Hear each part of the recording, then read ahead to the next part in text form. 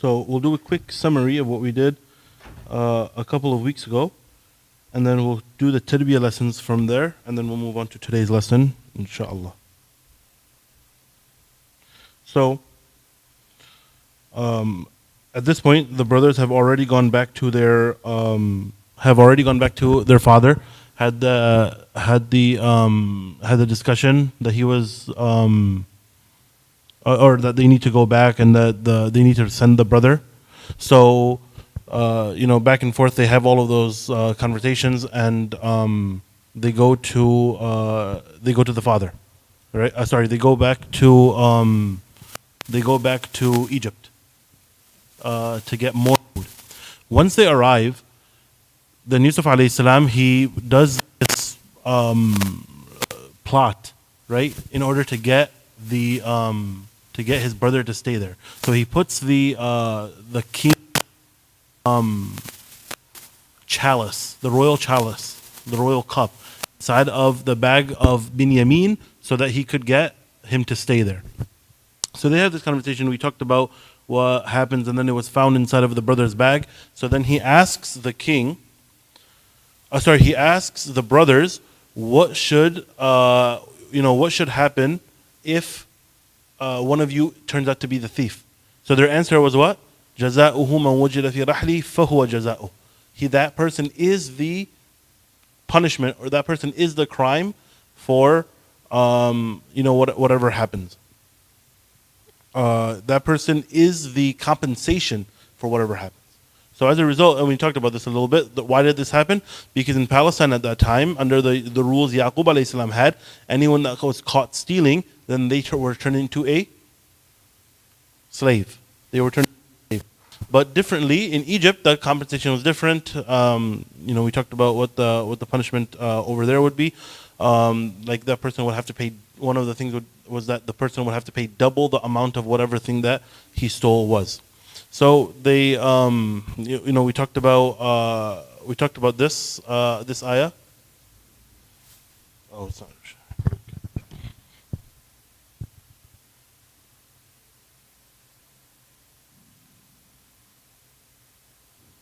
Okay.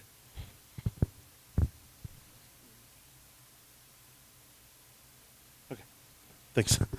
Okay, so they started with the brother, they found it inside, and then they went back and forth with the king, meaning with Yusuf alayhi salam, to see, what can we do about keeping. Did we cover that? Wait, hold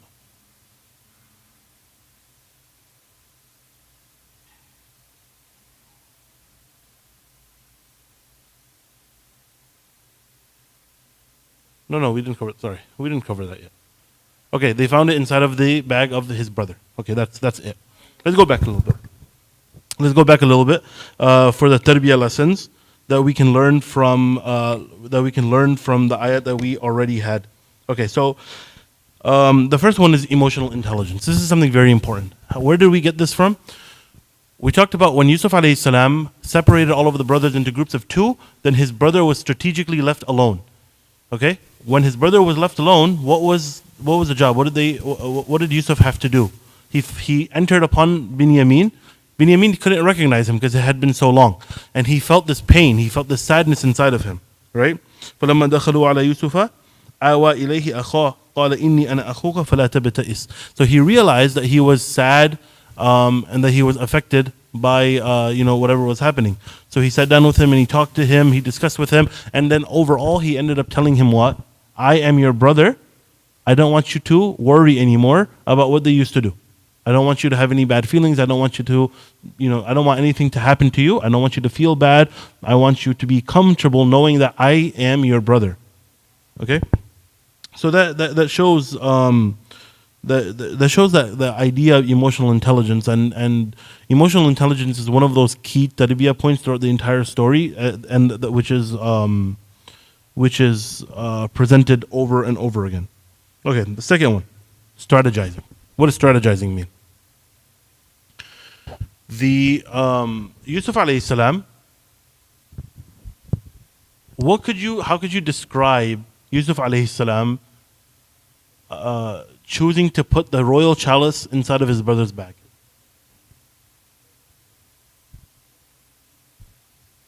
if you were to use a word that was used throughout this surah so far, what could you describe it with?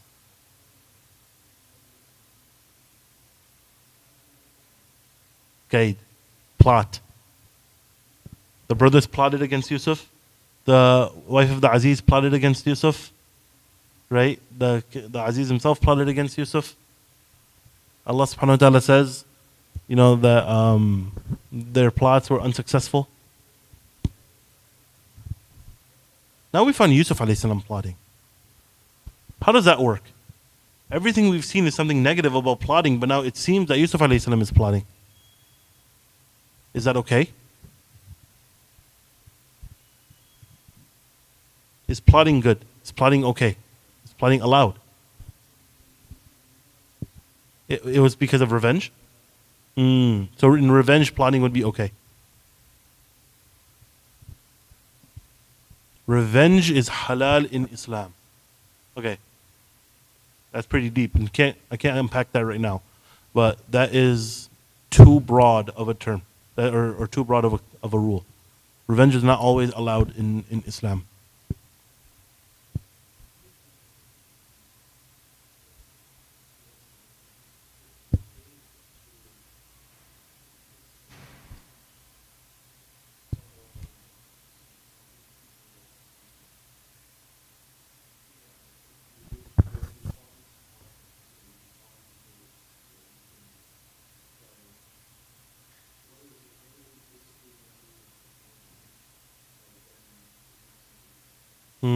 Okay, so if it's for a good reason, it's okay. If it's for a bad reason, then it's not okay.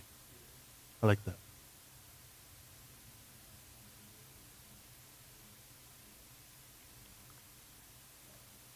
You're allowed to plot back in that situation.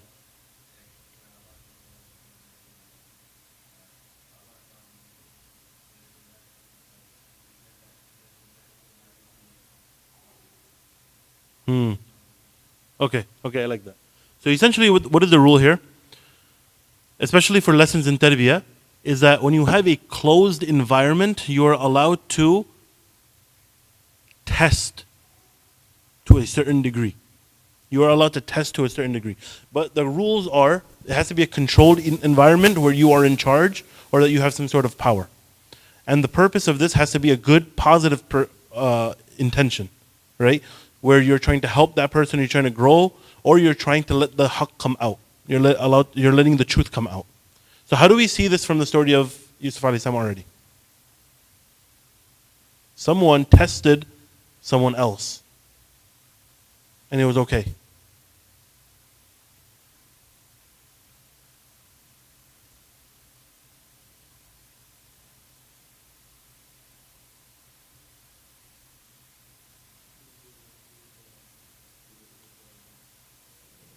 When Yaqub did what with the brothers?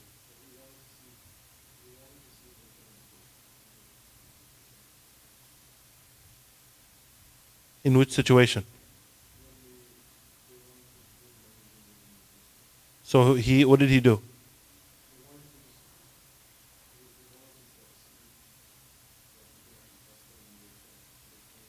Okay, so he had them.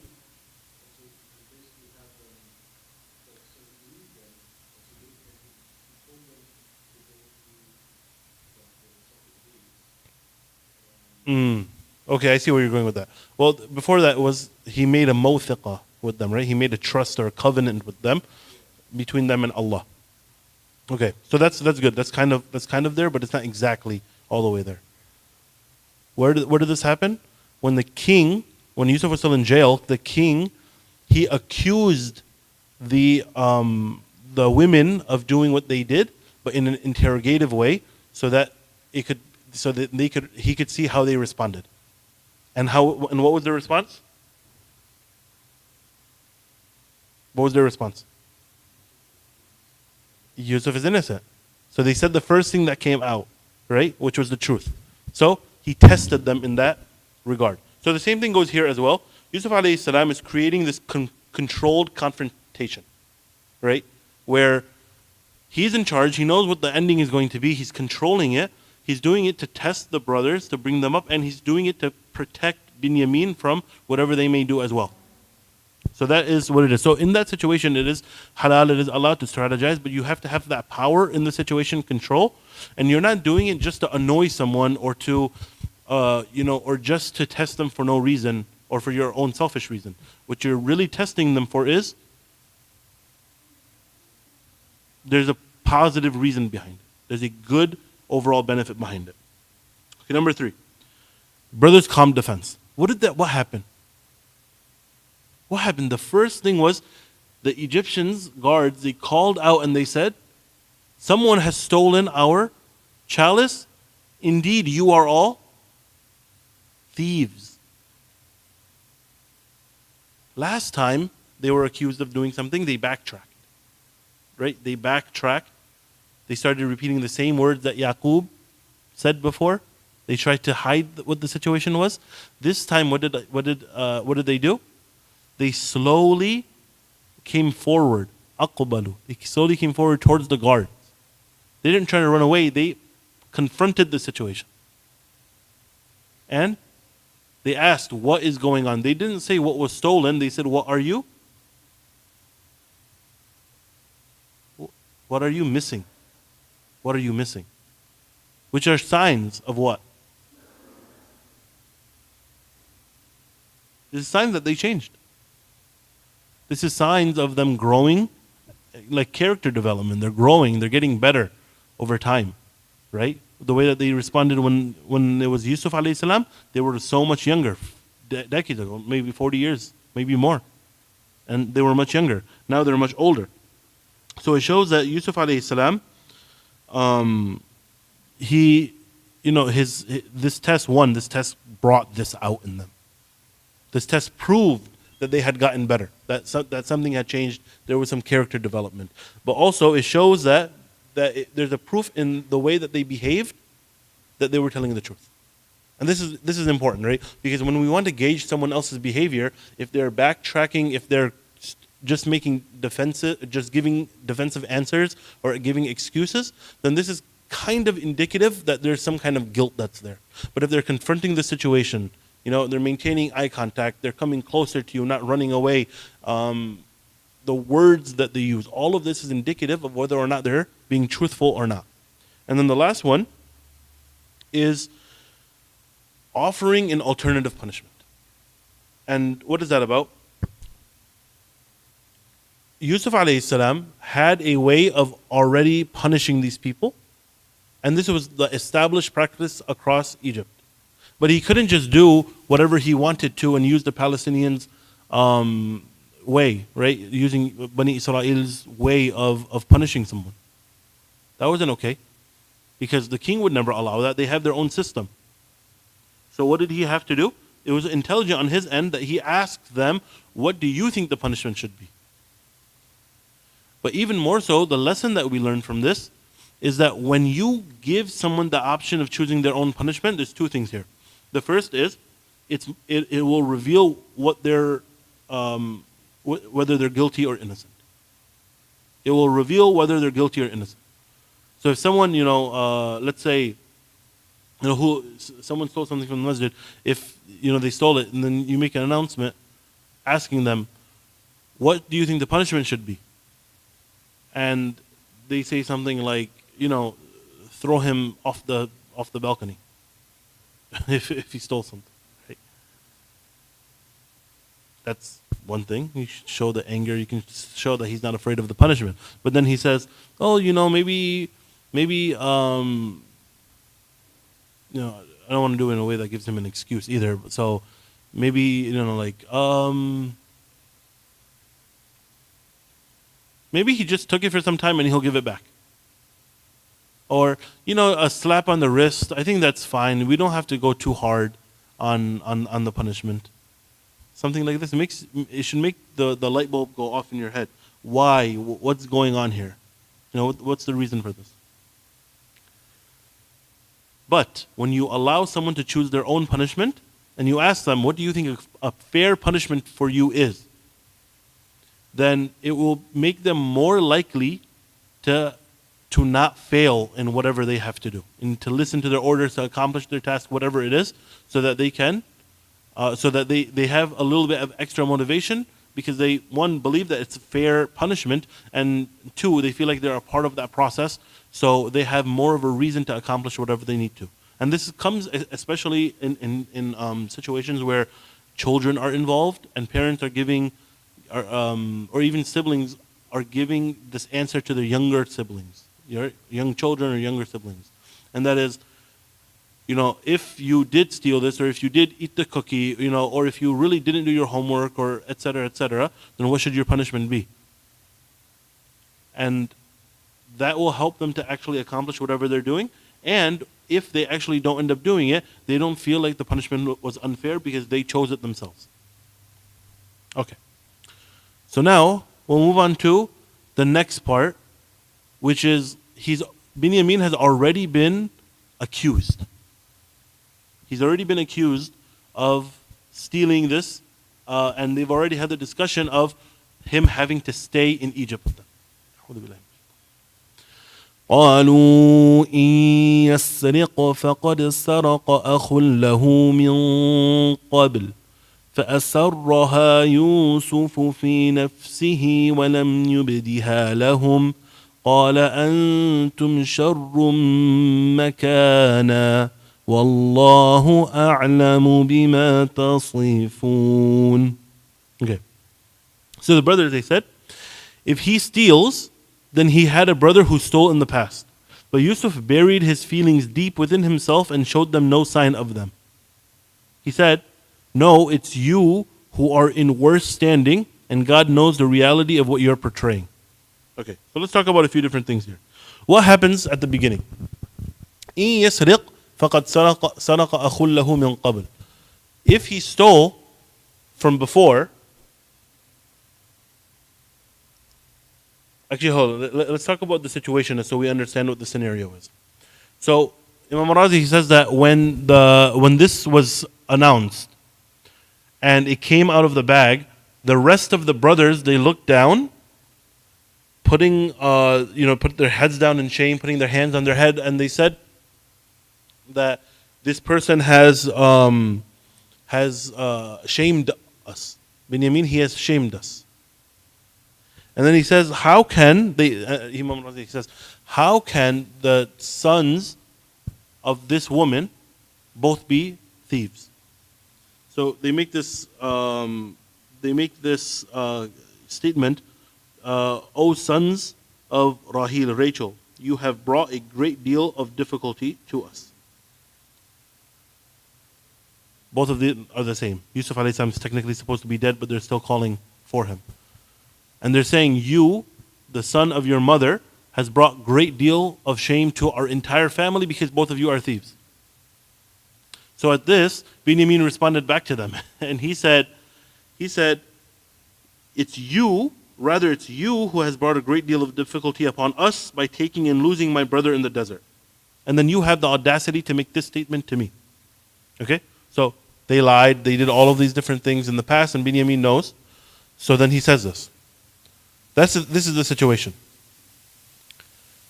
But when he says إِن يَسْرِقْ فَقَدْ سَرَقَ أَخٌ لَهُ مِنْ قَبْلِ, they say his brother also stole. What does that mean? What did Yusuf alayhi salam steal?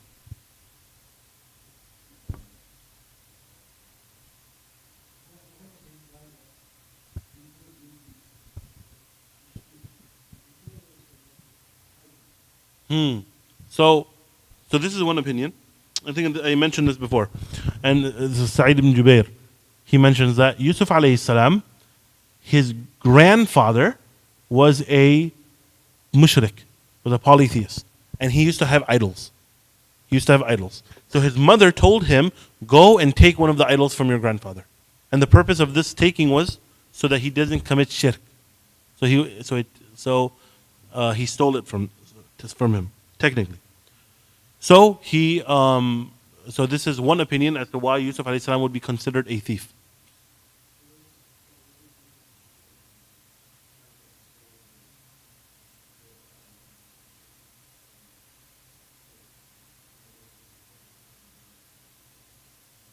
No, I don't think so.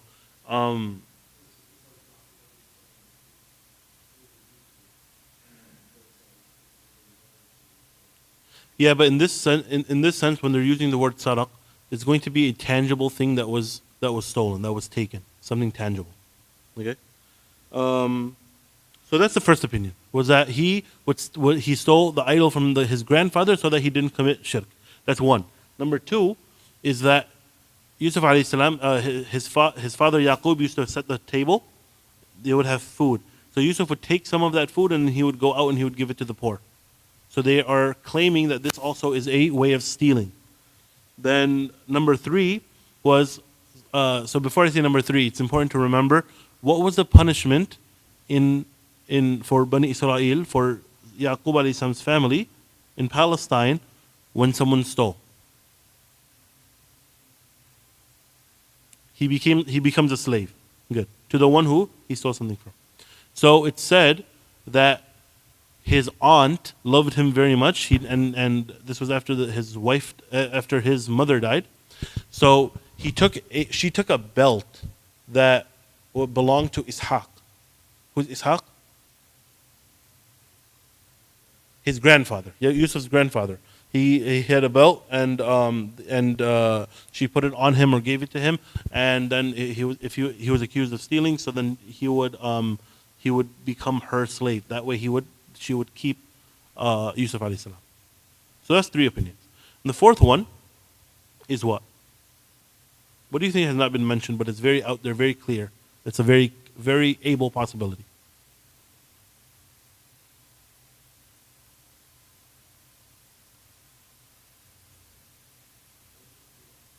There we go. That's it. They just lied. I mean, they're making a claim. فَقَدْ سَرَقَ أَخٌ لَهُ مِنْ قَبْلِ. And from everything that they have gone through over the surah so far, what is there to indicate that right now they're telling the truth?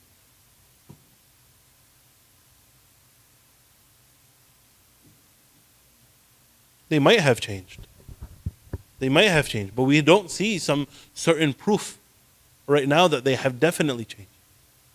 So if we are remaining on whatever is considered the default, then it's what they were like that we've learned throughout this story.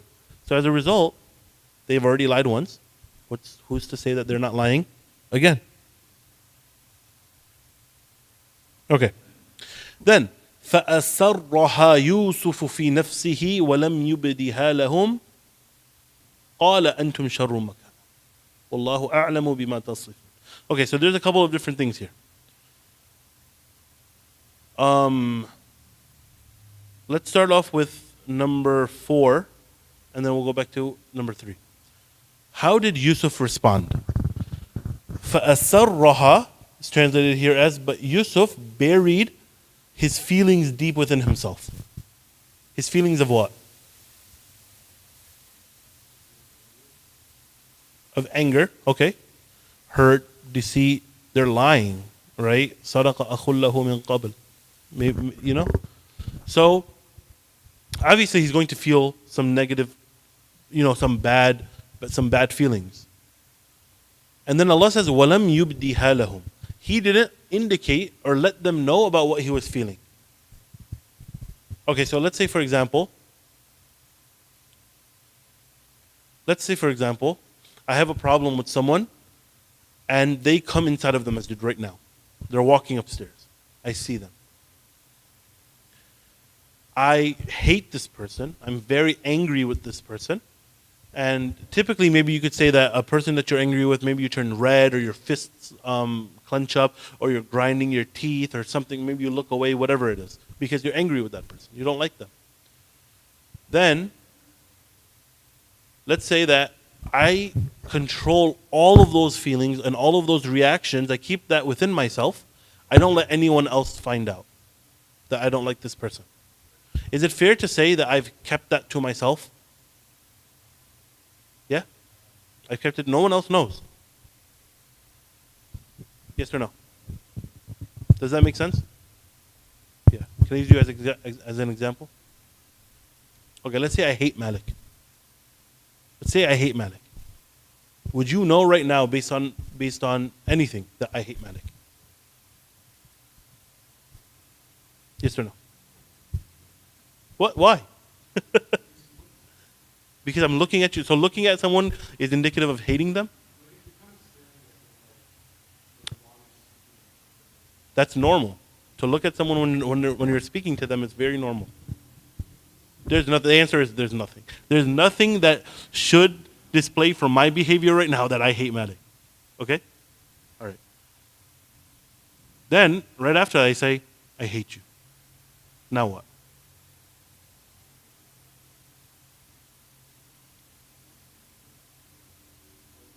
Well, now you know. Because I said it out loud. All right. So I'm angry. I'm angry with Malik. Okay? I have this rage building inside of me that you can't see. I'm hiding. But then I say, I hate you. Am I able to say that I've hidden that within myself? My feelings for him? No. Why? Because I said it out loud. All right, now, does this make sense? Does this whole situation make sense? All right, now let's go back to the surah. فَأَسَرَّهَا يُوسُفُ فِي نَفْسِهِ وَلَمْ يُبْدِهَا لَهُمْ. Yusuf hid something within himself. We're going to go back to it later, what it means. But he hid something within himself, and we're going to say that thing is feelings. Okay?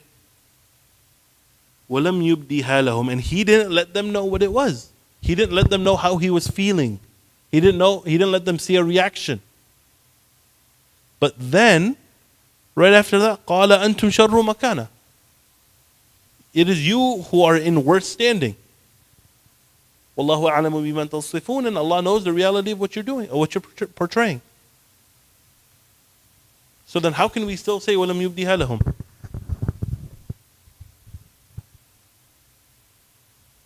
How can we still say he showed them no sign of them?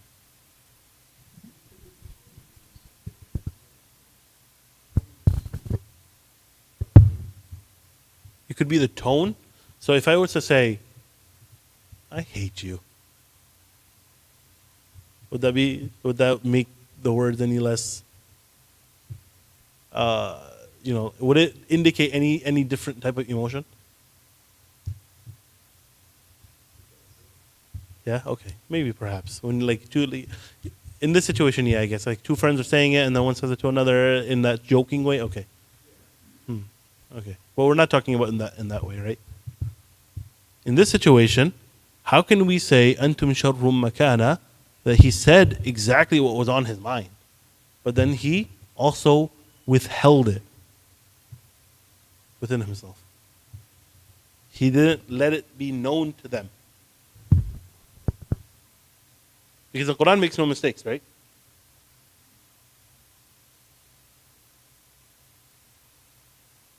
Think.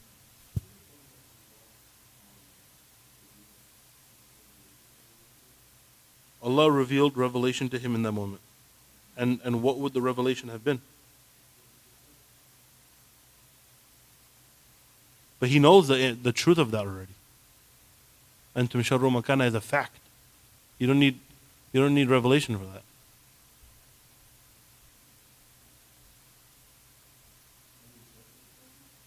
Facial expression. But then still, وَلَمْ يُبْدِهَا لَهُمْ. He buried his feelings deep within himself and showed them no sign of them.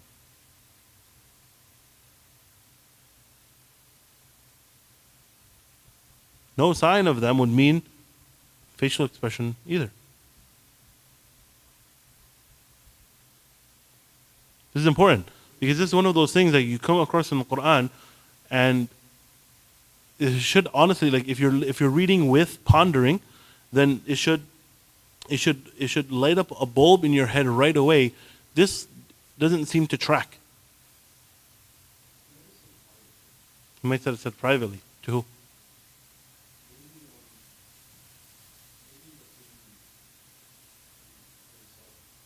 That's the answer. وَلَمْ يُبْدِهَا لَهُمْ. He didn't let them know what it was. He didn't reveal it to them. قَالَ أَنْتُمْ شَرٌّ مَكَانًا وَاللَّهُ أَعْلَمُ بِمَنْ تَصِفُونَ. He said it out loud. Because the word قَالَ indicates that it was said out loud. But he said it out loud to himself. He said it under his breath. So that other people could not hear. This is what Imam al-Razi said. So that other people could not hear. No one else was there. He couldn't have said it to an individual person, because right now there's an entire stage of investigation happening. The guards are accusing the brothers of stealing, and they're trying to defend themselves. They and then some of the the brothers are all ganging up on Binyamin. There's no place where Yusuf could have spoken to another person about this. So he says it to himself. Now, فَأَسَرَّهَا يُوسُفُ فِي نَفْسِهِ. I'll just cover that really quickly. The ha at the very end of فَأَسَرَّهَا goes back to something. It has to go back to something, right? Because ha is a feminine pronoun. It means it. He hid it, or those, feminine things, whatever it is. Yusuf fi nafsihi, he hid it, he kept it to himself. Here translated as buried it deep within himself. What does the ha go back to? It has to go back to a feminine concept. And this is one of those places in the Quran where it doesn't actually go back to something specific that was previously mentioned.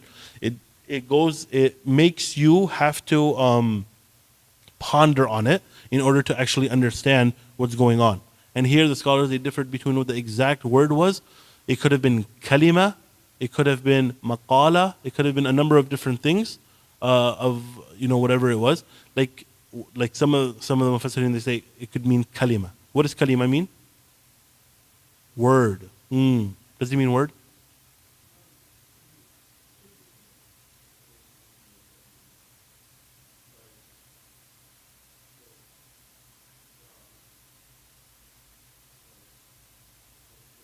Good.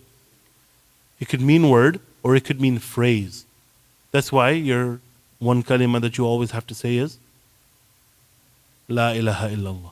That's not one word, right? It's multiple words. Okay. So this is that. Okay, next. قالوا يا أيها العزيز إن له أبا شيخا كبيرا فخذ أحدنا مكانه إنا نراك من المحسنين قال معاذ الله أن نأخذ إلا من وجدنا متاعنا عنده إنا إذا لظالمون. Okay, very interesting turn, almost turn. It's a way that they defend themselves now. They said, Your Highness, Ya Ayyuhal Aziz, he actually has a very elderly father, therefore we urge you to take one of us in his place, for we see you as the benevolent and kind. He replied, Allah save us, were we to take anyone but the person we found our item with, that would make us the zalimun, the oppressors or the offenders. Okay, so this is very interesting. Okay, here's one thing. They have already talked about this conversation has already taken place where they are accusing Binyamin. Like they believe it. They believe that he stole. Right? So then why are they defending Binyamin here? Why are they doing something for the benefit of Binyamin?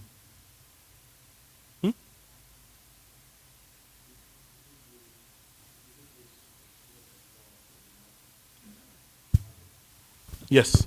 They have an oath with Allah subhanahu wa ta'ala that they're going to bring him back safely. Right? And they wanted to still maintain. This is kind of indicative of them still wanting to maintain those good ties with their brother. So what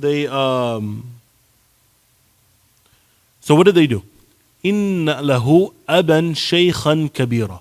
He has a father who is very elderly, and kabira in this sense can even mean noble, or it can mean very, very old. Noble or very, very old. Why? Why are they mentioning all of this information?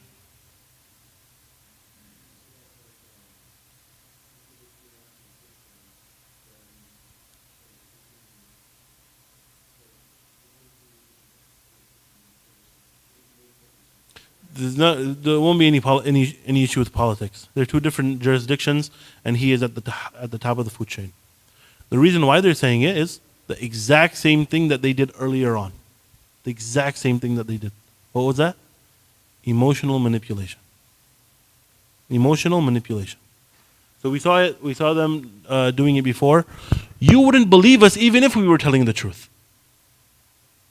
Remember? Yusuf alayhi salam, they threw him into a well, went back home and said, "Oh, a wolf ate him." But you won't. But even before Yaqub had the chance to respond, they say, "You wouldn't believe us even if we were telling the truth." Same thing here, emotional manipulation. Because over there, what are they doing? They're saying, they're putting the onus on the other person immediately, before he even has a chance to speak, because it's one of two things. You wouldn't believe us even if we were telling you the truth means something is wrong with you, and as a result of that, you don't believe us. Something is wrong with you, as a result, you don't believe us. But they're not. There's no accountability here. There's no accountability. All they're doing is saying you are the problem. Same thing goes here. Emotional manipulation. Before anything else can happen, they try to get under the sweet spot. Aban shaykhan kabira. He has a very old, noble father. If you take him, something's going to happen to the father. How can you treat an elderly man like this? Emotional manipulation to try and get their way. But they didn't say here. They didn't say here that. They didn't say here. Why don't you just give him back to us? فَخُذْ أَحَدَنَا مَكَانَهُ. Take one of us in his place. Take one of us in his place. Think about it for a second. What does that mean?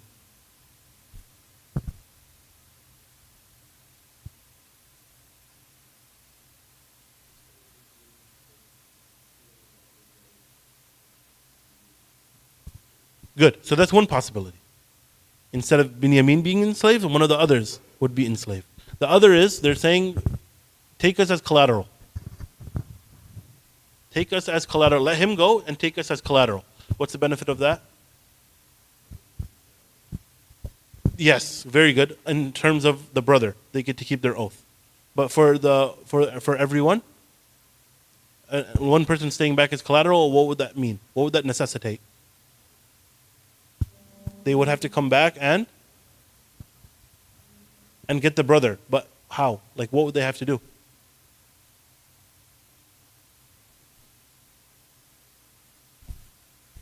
Collateral is an insurance policy. They would have to pay. They would have to pay for something.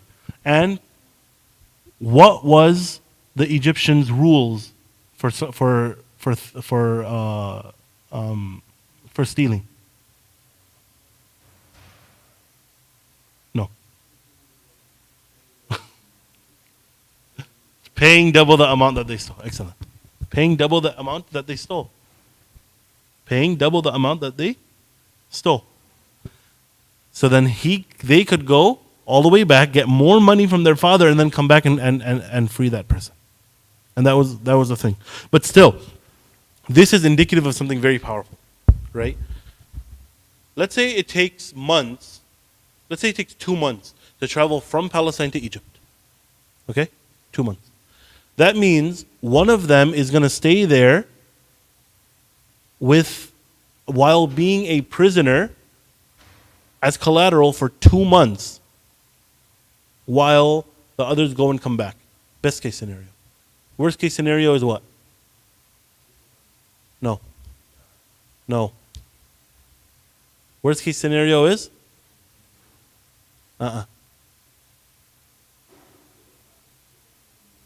Nope. Worst case scenario? He stays forever. It's slavery. It's not collateral. It's slavery then. He stays. That's the worst case scenario. He stays forever. But still, someone says, "فَخُذْ أَحَدَنَا مَكَانَهُ." فَخُذْ أَحَدَنَا مَكَانَهُ. How powerful is that? That despite being the way that they are, still saying to them, إن يسرق فقد سرق أخ له من قبل. If he stole, then his brother stole before too. Yet still, they're willing to become slaves forever for this. Why?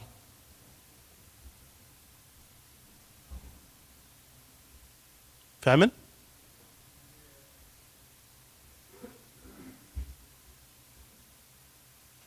At least that they would be fed. Okay, interesting. But that's not exactly it here.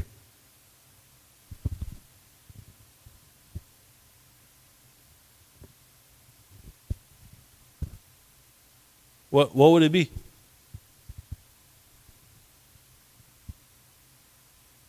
فَخُذْ أَحَدَنَا مَكَانَهُ. Despite already making this claim that their brother stole something, right, agreeing it, accepting it all of a sudden, and then still saying, okay, we'll go into enslavement on his behalf, that shows where their relationship with Allah is. They have to fulfill the promise to Allah, first and foremost. They took mawthaqan min Allah. They took an oath with Allah that they're going to bring the brother back. And then they promised their father. So this was the highest form. It wasn't just saying wallahi. They took a covenant with Allah, no matter what, we're going to bring him back. And they have to fulfill that. Even at the expense of being turned into a slave. Okay. So that's going to come up again at the end of the surah. Or at the end of the story, not surah, but at the end of the story. Because the way that their belief is extremely important in understanding the way that they function. Inna naraka min al-muhsinin. We see you as a muhsin, someone that does good. What does that mean? There's multiple different things. Inna naraka min al-muhsinin. You can understand it in one of two ways, and then out of the second way, there's a different lens that you could look at it. Number one is, Inna naraka min al-muhsinin could mean, if you do this, then we're going to see you as a really good person. If you do this, look, we already agreed that we would choose the punishment and that slavery was the punishment. Okay? And we want to switch. We want to switch. And if you are willing to compromise with us, then you will be a great person. Kind of like, kids, they'll talk to one another and, if you do this for me, you'll be my best friend. That concept. That's number one. Number two, Inna naraka min al-muhsinin is talking about what they perceive of him in the past. You have already gave us the best lodging. You already gave us one whole camel's load, 10 camels load of food, one whole trip for free, and you return our money back to us. We came back to get more. And you were so generous and you gave us everything and lodging and food and you are a gracious host. You've done all of these good things for us. And we have come to expect now at this point that if you're going to give us, if we ask you for something, then you're going to give it to us. If we ask you for something, then you are going to give it to us. And then the last one is Imam Razi mentions this interesting possibility, and that's that in Egypt, people started to run out of money, but they still needed food. Money was worthless. Only food was what people needed, right? So what they started to do just to be able to survive was that they sold themselves into slavery. They sold themselves into slavery, just so they could eat, maybe they could feed their families, etc., etc. So Yusuf alayhi salam went around the entirety of Egypt, allowing everyone, like every place that was under his dominion, and he allowed everyone to become a slave. And as a result, he gave them all food and took care of them. And then once he had everyone under his control, he freed everyone. So he was known in the entire area as a muhsin. He was known in the entire area as a muhsin. Okay. Then he says, قال معاذ الله أن نأخذ إلا من وجدنا متاعنا عنده إنا إذا لظالمون. I seek refuge in Allah. معاذ الله. We covered this already before when he said it before. Ma'adallah. This is a very high form of. It's not just A'udhu billahi minash shaitanir rajim. I seek refuge in Allah, but it's an even higher form of that. Ma'adallah. How could I ever take someone who didn't commit the crime to give him the punishment? Just asking this question. Very, very fair question. It's not that I need to punish someone. It's that the person who committed the crime has to be punished. The one who committed the crime has to be punished. That makes sense. Right? Now, here's the question. Oh, yeah, he said, if I was to do this, then I would be zalim. I would be a wrongdoer. Because the person who was in front of me, he didn't commit the crime. And if I just punish him for it, that's unfair. Because he didn't actually do anything wrong. Right? Okay, but the question is this. Isn't this considered a lie?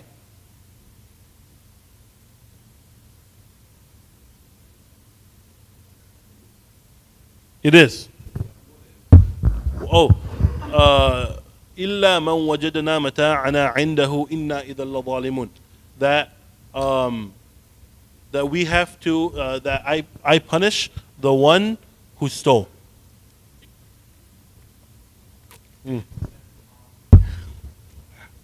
Give it away. Give it away with the way I explained it. Yes. Very good. Yes. So he didn't actually say that. I should have came up with a better way to ask the question to trick you. But I gave it away in my question. He didn't actually accuse anyone of stealing. So if you look through the surah from the beginning until now, Yusuf alayhi salam never accuses anyone of stealing. So let's go real quick. Let's go back. Right? So he says, they came.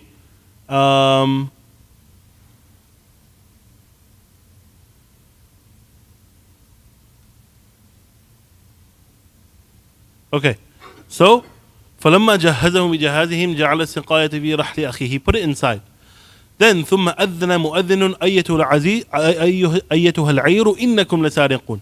أَذَّنَ مُؤَذِّن. Someone, meaning from the Egyptians, claimed one of you is a thief.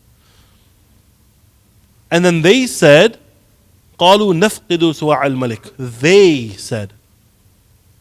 Okay, meaning a group of people said that the royal chalice has gone missing. And then وَأَنَا بِهِ زَعِيمٌ is most likely Yusuf alayhi salam coming back, saying, whoever comes with it, whoever comes forward with it, then I will give them a camel's load worth of food. So he never makes a claim there. And then they go back and forth on this. And then here he says, مَنْ وَجَدْنَا مَتَاعَنَا عِنْدَهُ. Whoever we find our thing with, whoever we find it with, not whoever stole it, whoever we find it with. So it's just one of those things. Yes. Okay. And then we'll just do the last ayah for today. فَلَمَّا اسْتَيْأَسُوا مِنْهُ خَلَصُوا نَجِيًّا قال كبيرهم ألم تعلموا أن أباكم قد أخذ عليكم موثقا من الله ومن قبل ما فرطتم في يوسف فلن أبرح الأرض حتى يأذنني أبي أو يحكم الله لي وهو خير الحاكمين. All right. Now this is very interesting. When they finally gave up on swaying him, who's him? Yusuf alayhi salam, the Aziz. They went aside to discuss in private. The most senior of them concluded, haven't you all realized your father holds over you a divinely sanctified pledge, and you already failed when it came to Yusuf? I, for one, won't cross beyond this kingdom until my father gives me permission, or unless God decides something for me. And he is the best to decide. Very interesting. Okay, so here's the first thing.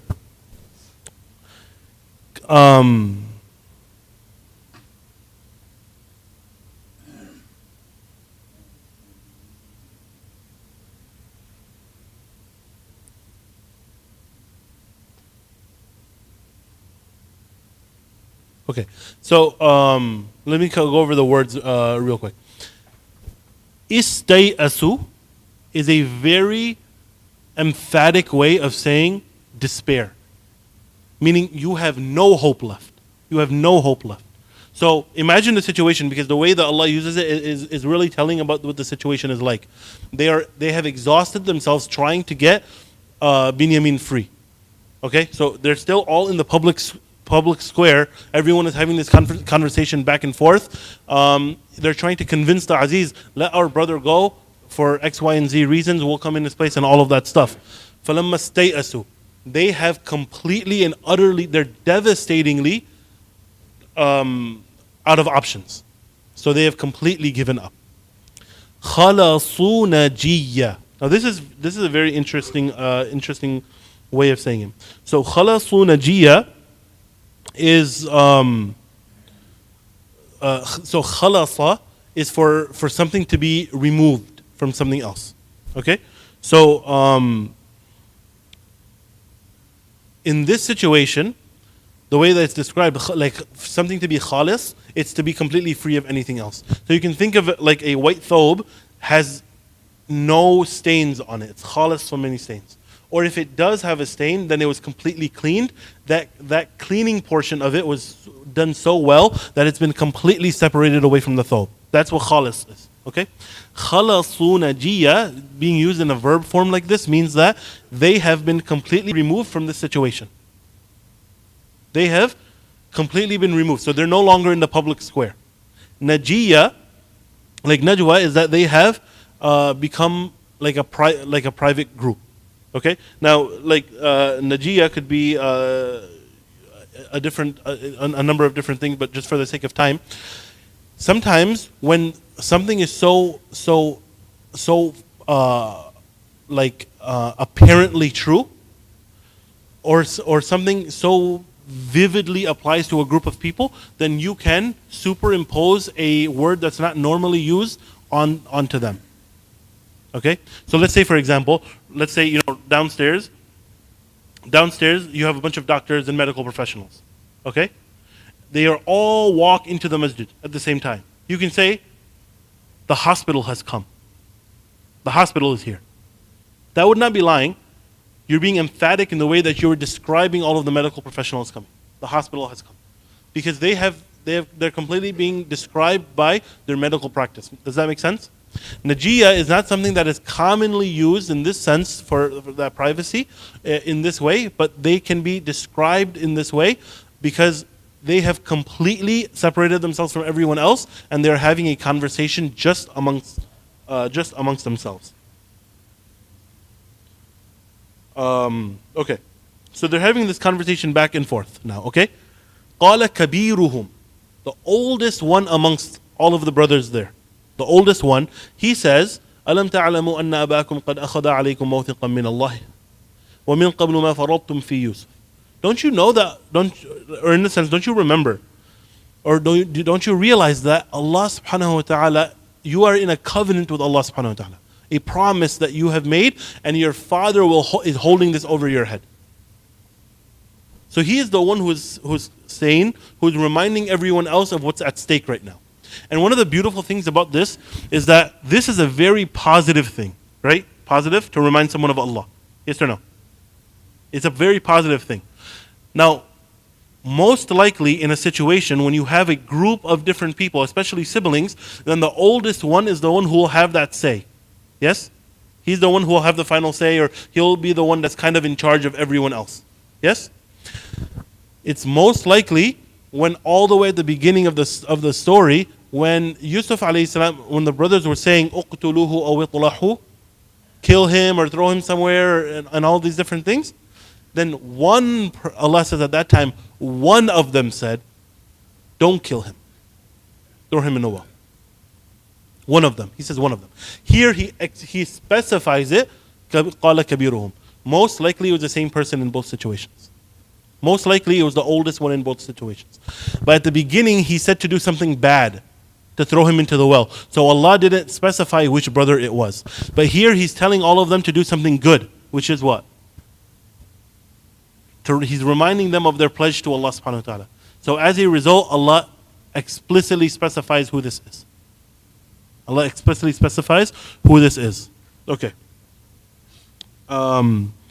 ومن قبل ما فرطتم في يوسف فلن أبرح الأرض حتى يأذن لي أبي أو يحكم الله لي وهو خير الحاكمين. So at the end of this, I'll go over ما فرطتم in a second, but at the end of this, one of the brothers, he said, and most likely the oldest, he said, I am not going to leave this land until until my father gives me permission or Allah makes a way out for me.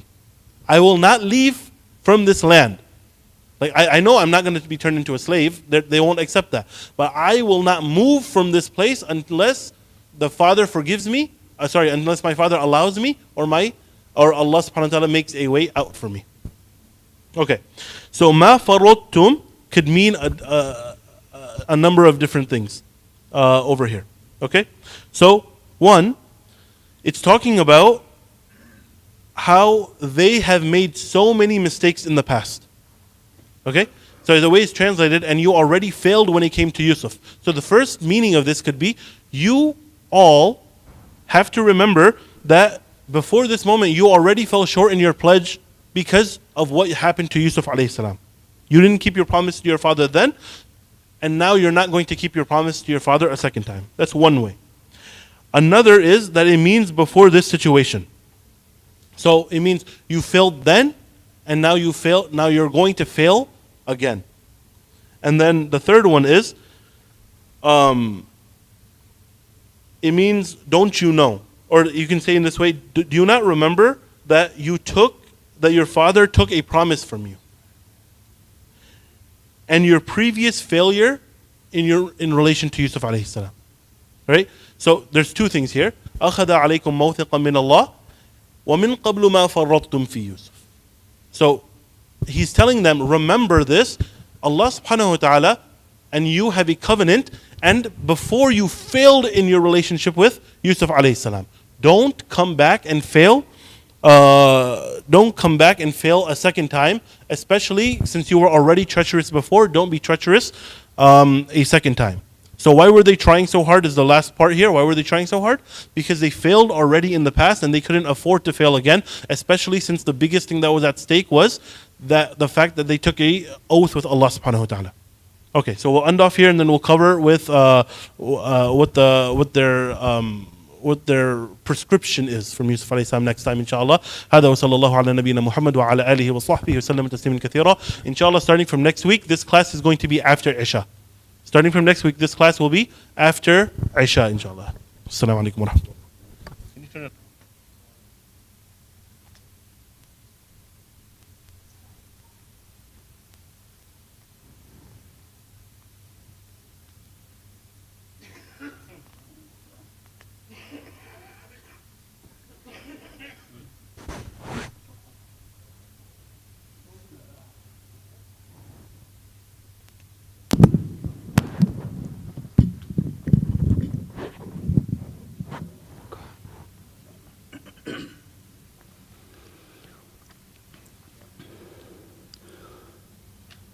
الله أكبر الله